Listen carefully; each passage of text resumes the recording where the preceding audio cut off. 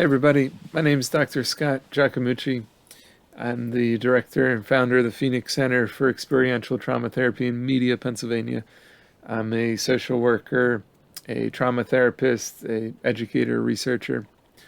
And today I wanted to take a moment to talk about the ethical importance of trauma-informed practice, trauma-informed care.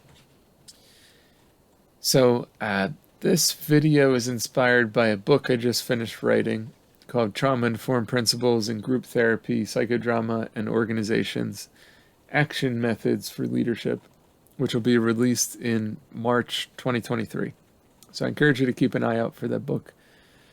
In this video, I want to highlight how trauma-informed care is ethical care, and how ethics and trauma work need to go hand in hand.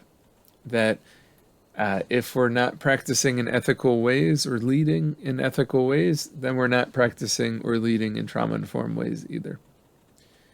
That ethics are particularly important, and that the 6 trauma-informed principles outlined by SAMHSA are not just principles for guiding how we structure an organization or how we provide services or therapy, but that these 6 trauma-informed principles are also ethical principles that can guide our decision-making in the ethical realm. And when we take a look at these 6 trauma-informed principles, we can see that there's a lot of overlap between them and many of our codes of ethics in the professional context. And so the 6 trauma-informed principles, we have safety, number 1. Second one is about trustworthiness and transparency. Third trauma-informed principle is about peer support. Our 4th trauma-informed principle is about collaboration and mutuality. The 5th trauma-informed principle by SAMHSA is about voice, choice, and empowerment. And the 6th and final trauma-informed principle is about addressing and emphasizing issues of identity, culture, gender, and history. So these 6 trauma-informed principles, as you could tell just by hearing about them, reading them, they have a lot of overlap with our codes of ethics.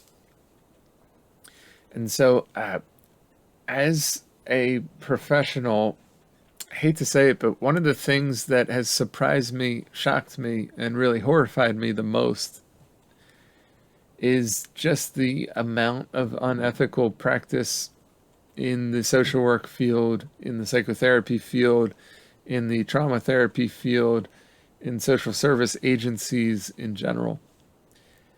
I've been shocked.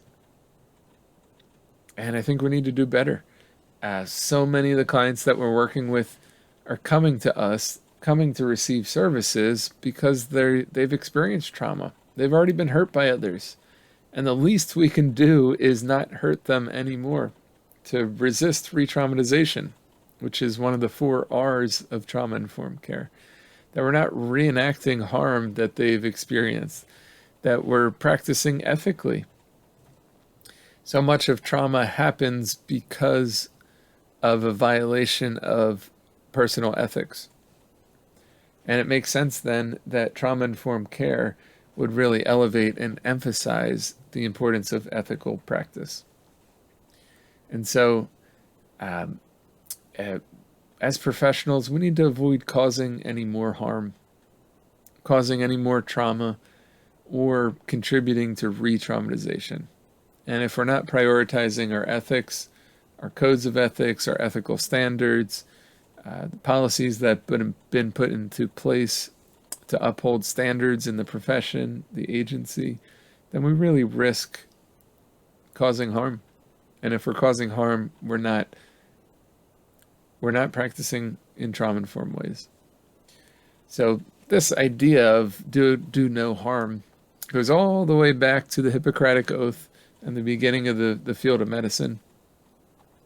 I think when we talk about do no harm and trauma-informed care, I think we need to also explicitly talk about the importance of anti-oppressive work and addressing issues of culture diversity, inclusion, social justice, and social injustice, that trauma-informed care is inherently anti-oppressive.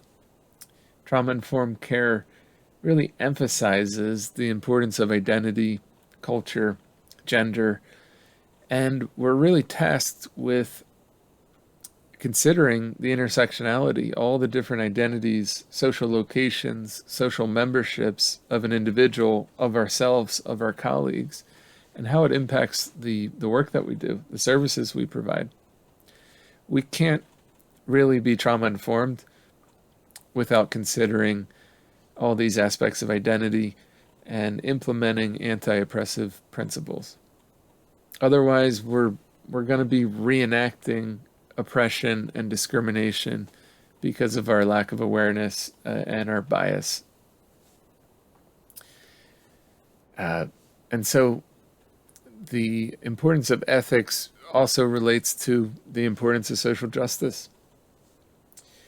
And so I really feel like a violation of the code of ethics, it's a violation of trust, a violation of integrity, and it really jeopardizes the reputation of the field. It jeopardizes our ability to help the client in front of us, and it jeopardizes their willingness to seek help in the future. I can't tell you how many clients I've worked with that have shared about being harmed, re-traumatized by other professionals, by other treatment programs, by other trauma therapists even, and they hesitate to reach out for help again after that. So we really need to be careful, especially when it comes to trauma work, that we're not causing more harm, that we're embodying our ethical principles in our clinical practice. And as professionals, we're more likely to start to cut corners ethically when we're experiencing burnout or vicarious trauma, secondary traumatic stress, compassion fatigue, traumatic countertransference. And so we really need to keep these in check for ourselves and for the benefit of our clients, our community, our coworkers, and our organization, and for the benefit of our profession. That when we're burnt out, we're more likely to violate our code of ethics. When we're experiencing vicarious trauma, we're probably more likely to violate our code of ethics. When we're in the middle of countertransference and we're not aware of it, we haven't done our own personal therapy on our own traumas, we're more likely to reenact power dynamics and unhealthy relationships in our therapeutic relationship with the client.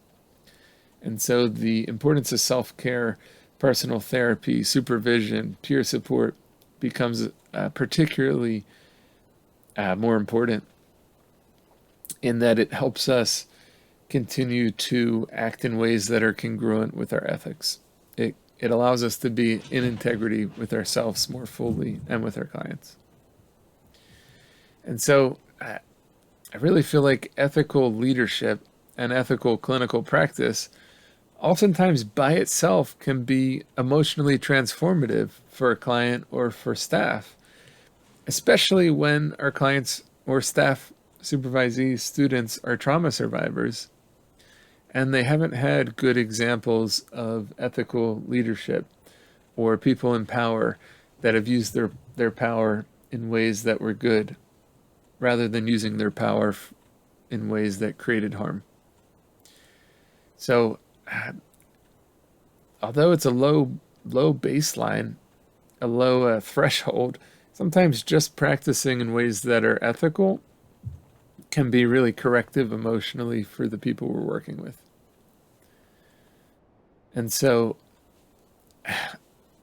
I feel like this ethical aspect to trauma-informed care doesn't get talked about enough and really doesn't get talked about much at all. Instead, when we're talking about trauma-informed care, we end up talking about neurobiology of trauma and different fancy modalities for treating trauma and all the buzzwords that come along with trauma-informed care. And ethics isn't much of a buzzword. It's more of a buzzkill, I feel like.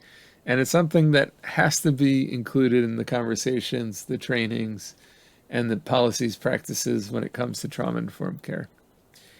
A trauma-informed practitioner is an ethical practitioner.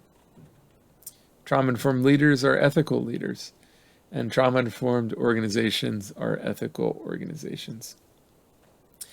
And I hate to say it, but there are so many trauma therapists, so many trauma experts, and so many people, trauma trainers, educators, who are teaching others about trauma, practicing or treating others' trauma, writing about trauma, leading societies, professions, modalities, certification boards focused on trauma healing, and at the same time causing harm through the way that they're teaching, the way that they're violating ethics in their relationships professionally, with supervisees, with students, with clients, with staff, in their organization, in their profession. And I want to challenge us to be better. That a trauma expert who's causing harm through discrimination, through racial bias, through gender violence, microaggressions through their leadership, although they're claiming to be a trauma expert, they're demonstrating that they're really not a trauma-informed leader. Similarly, a trauma trainer or an educator teaching students about trauma, who at the same time is taking advantage of their students or neglecting to consider all the dual roles, conflicts of interest that could arise in their relationship with their students, and by doing so ends up violating the code of ethics, causing harm. Although they might see themselves as a trauma educator, they're not acting in ways that are trauma-informed. And similarly, a trauma treatment program that claims to have their primary purpose as treating trauma, but is threatening or abusing their staff members, overworking their staff, not paying their staff a living wage, or creating an unsafe workplace, is not a trauma-informed workplace. No matter how much they want to claim that they're treating trauma, they're simply not embodying trauma-informed care. And so trauma-informed care is ethical care. And we really need to embody ethics when it comes to trauma-informed practice, trauma education, trauma-informed supervision, trauma-informed leadership, and in our organizations, working towards trauma-informed organizations and systems. So I hope you found this video helpful. If you did, I encourage you to leave a comment on the video. Let me know what you learned, what surprised you, what you found helpful, what you feel like I forgot to mention or didn't mention. I guess one of the things I want to mention is that none of us are perfect either, that all professionals are humans as well, and that at some point we're inherently going to fall short, inevitably going to fall short. We're going to make mistakes, we're going to screw up, and part of our ethical obligation as trauma-informed practitioners and leaders is to admit our mistakes, to make amends, to fix the damage that may have been caused, to get back in integrity with ourselves and others, to have the humility to admit our mistakes and our faults and grow from it. So I'm not suggesting that professionals, therapists, educators, leaders, directors, CEOs need to be perfect. I am suggesting that we need to be ethical, and that when we make mistakes, we need to have the humility to admit those mistakes and to change and grow. We have to practice what we preach. So again, I hope you found the video useful. Thanks for listening. And if you wanted to be notified anytime new videos on the channel are released, I encourage you to subscribe to the channel and give us some feedback about the video here.